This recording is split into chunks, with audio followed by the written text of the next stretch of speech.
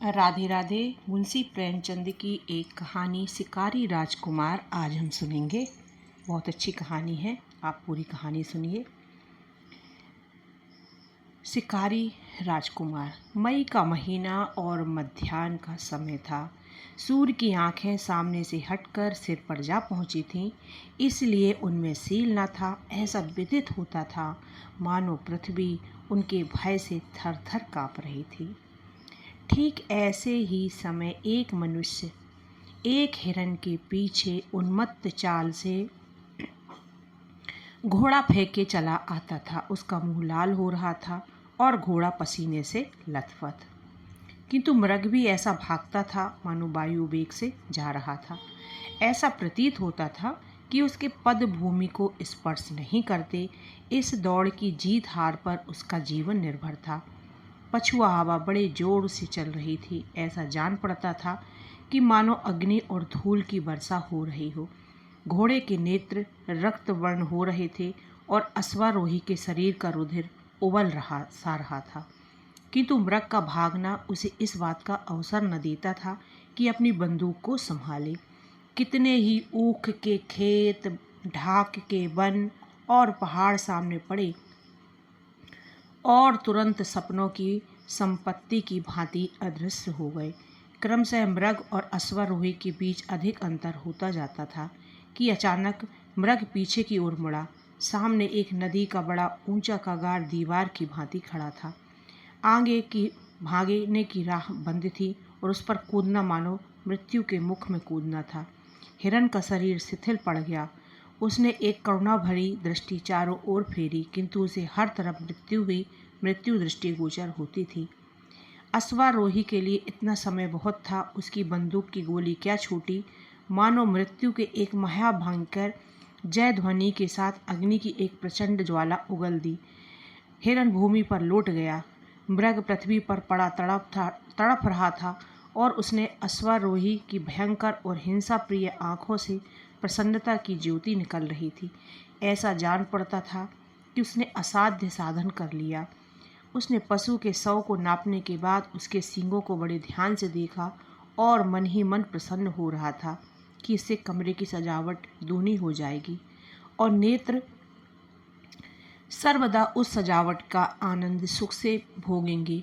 जब तक वह इस ध्यान में मग्न था, उसको सूर्य की प्रचंड किरणों का लेस मात्र भी ध्यान न था, किंतु ज्यों ही उसका ध्यान उधर फिरा, उस उष्णता से बेहाल हो उठा और करुणापूर्ण आंखें नदी की ओर डाली, लेकिन वहां तक पहुंचने का कोई मार्ग न दिख पड़ा और न कोई वृक्ष ही दिख पड़ा जिसकी छाया में वह जरा थोड़ा विश्राम करता।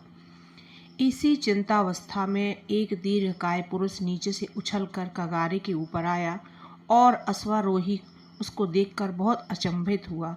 नवांकुतुक एक बहुत ही सुंदर और हष्टपुष्ट मनुष्य था।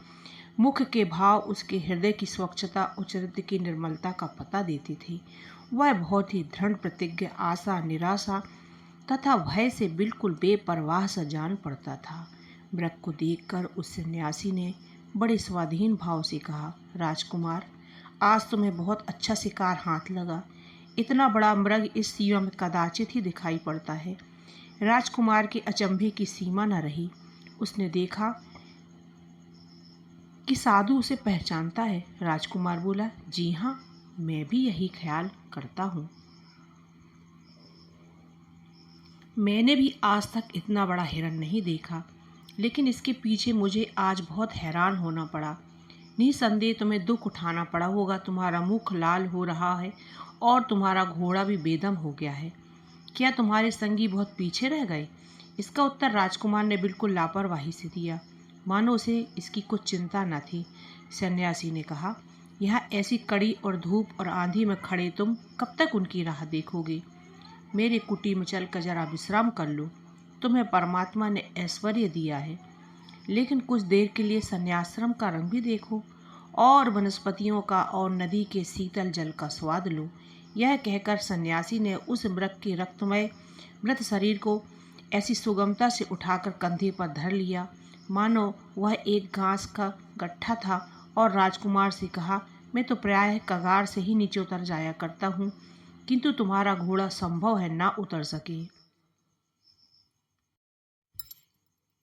किंतु तुम्हारा घोड़ा संभव है उतर ना सके। अतएव एक दिन की राह छोड़कर 6 मास की राह चलेंगे। घाट यहाँ से थोड़ी ही दूर है और वहीं मेरी कुटी है। राजकुमार सन्यासी के पीछे चला। उस सन्यासी के शारीरिक बल पर अचंभा हो रहा था। आधे घंटे तक दोनों चुपचाप चलते रहे। इसके बाद ढालू भूमि मिलनी शुरू हुई और थोड़ी देर में घाट आ पहुंचा। वहीं कदम्ब कुंज की घनी छाया में, जहाँ सर्वदा मृगों की सभा सुशोभित रहती, नदी की तरंगों का मधुर स्वर सर्वदा सुनाई दिया करता, जहाँ हरियाली पर मयूर थिरकते, कपोत आदि पक्षी मस्त होकर झूमते, लता दुमादी से सुशोभित सन्यासी की एक छोटी सी कुटी थी। सन्यासी की कुटी हरे भरे वृक्षों के नीचे सरलता और संतोष का चित्र बन रही थी। राजकुमार की अवस्था वहां पहुंचते ही बदल गई। वहां की शीतल वायु का प्रभाव उस समय ऐसा पड़ा जैसा मुरझाते हुए वृक्ष पर वर्षा का। उसे आज विदित हुआ कि तृप्ति कुछ स्वादिष्ट व्यंजनों पर भी निर्भर नहीं और न निंद्रा सुनहरे तकियों की आवश्यकता रखती है। शीतल मंद सुगंध वायु चल रही थी। सूर्य भगवान अस्पताल को प्रयाण करते हुए इस लोक की त्रसित नेत्रों से देखते जाते थे और सन्यासी एक वृक्ष के नीचे बैठा हुआ जा रहा था, ऊर्ध्व कर्मन की गति न्यारी। राजकुमार के कानों में स्वर की भनक पड़ी। उठ बैठा और सुनने लगा। उसने बड़े बड़े कलावंतों के गाने सुने थे, किंतु आज ऐसा आनंद उसे कभी प्राप्त नहीं हुआ था। इस पद ने उसके ऊपर मानो मोहिनी मंत्र का जाल बिछा दिया। वह बिल्कुल बेसुध हो गया। सन्यासी की ध्वनि में कोयल की कूक सरी की मधुरता थी। सम्मुख नदी का जल गुलाबी चादर की भांति प्रतीत होता था। कुलदय की रेत चंदन की चौकी सी दिखती थी। राजकुमार को इस दृश्य स्वर्गीय सा जान पड़ने लगा। उस पर तैरने वाले जंतु ज्योतिर्मय आत्मा के सदस्य दिख पड़ते थे, जो गाने का आनंद उठाकर मत्त से हो गए थे। जब गाना समाप्त हो गया तो राजकुमार सन्यासी के सामने बैठ गया और भक्तिपूर्वक बोला, महात्मन, आपका प्रेम और वैराग्य सराहनीय है। मेरे हृदय पर इसका जो प्रभाव पड़ा है वह चिरस्थायी रहेगा। यद्यपि सम्मुख प्रशंसा करना सर्वथा अनुचित है, किंतु इतना मैं अवश्य कहूँगा कि आपके प्रेम की गंभीरता सराहनीय है। यदि मैं गृहस्थी के बंधन में ना पड़ा होता तो आपके चरणों से पृथक होने का ध्यान स्वप्न में भी न करता। इसी अनुराग अवस्था में राजकुमार कितनी ही बातें कह गया, जो कि स्पष्ट रूप से उसके आंतरिक भावों का विरोध करती थी। सन्यासी मुस्कुराकर बोला, तुम्हारी बातों से मैं बहुत प्रसन्न हूँ। मेरी उत्कंठ इच्छा है कि तुमको कुछ देर ठहराऊं, किंतु यदि मैं जाने भी दूं तो इस सूर्यास्त के समय तुम जा नहीं सकते। तुम्हारा रीवा में पहुंचना दुष्कर हो जाएगा। तुम जैसे आखेट प्रिय हो, वैसा ही मैं कदाचित तुम भय से न रुकते, किंतु शिकार के लालच से अवश्य रहोगे। राजकुमार को तुरंत ही मालूम हो गया कि जो बातें उन्होंने अभी अभी सन्यासी से कही थी वे बिल्कुल ऊपरी और दिखावे की थी। हार्दिक भाव उनसे प्रकट नहीं हुए थे। आजन्म सन्यासी के समीप रहना तो दूर, वहाँ एक रात बिताना उनको कठिन जान पड़ने लगा। घर वाले उद्विग्न हो जाएंगे और मालूम नहीं क्या सोचेंगे। साथियों की जान संकट में होगी। घोड़ा बेदम हो रहा है। उस पर 40 मील जाना बहुत ही कठिन और बड़े साहस का काम है। लेकिन वह महात्मा शिकार खेलते हैं, यह बड़ी अजीब बात है। कदाचित यह वेदांती है, ऐसे वेदांती जो जीवन और मृत्यु मनुष्य के हाथ नहीं मानते। इनका साथ शिकार में बड़ा आनंद आएगा। यह सब सोच विचार कर उन्होंने सन्यासी का आतिथ्य स्वीकार किया और अपने भाग्य की प्रशंसा की, जिससे उन्हें कुछ काल तक साधु संघ के लाभ उठाने का अवसर दिया। रात 10 बजे का समय था। घनी अंधियारी छाई हुई थी। सन्यासी ने कहा, अब हमारे साथ चलने का समय हो गया है। राजकुमार पहले से ही प्रस्तुत था। बंदूक कंधे पर रख बोला, इस अंधकार में सूकर अधिकता से मिलेंगे, किंतु ये पशु बड़े भयानक हैं। सन्यासी ने एक मोटा सोटा हाथ में लिया और कहा, कदाचित इससे भी अच्छे शिकार हाथ आए। मैं जब अकेला जाता हूँ तब कभी खाली हाथ नहीं लौटता। आज तो हम दो हैं। दोनों शिकारी नदी के तट पर नालों और रेतों के टीलों को पार करते हुए झाड़ियों से अटकते चुपचाप चले जा रहे थे।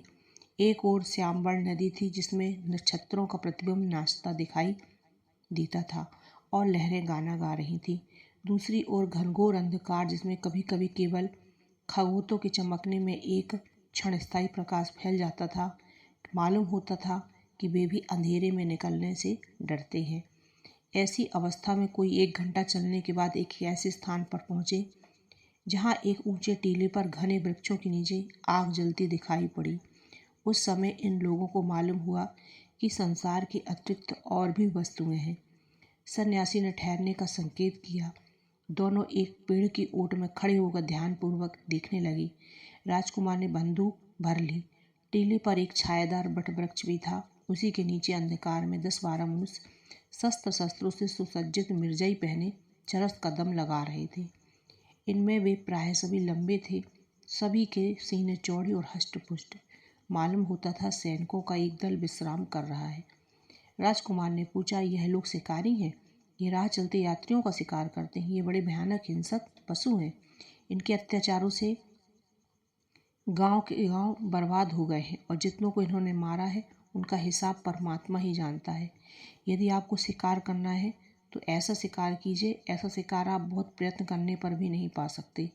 यही पशु हैं जिन पर आपको शस्त्रों का प्रहार करना उचित है।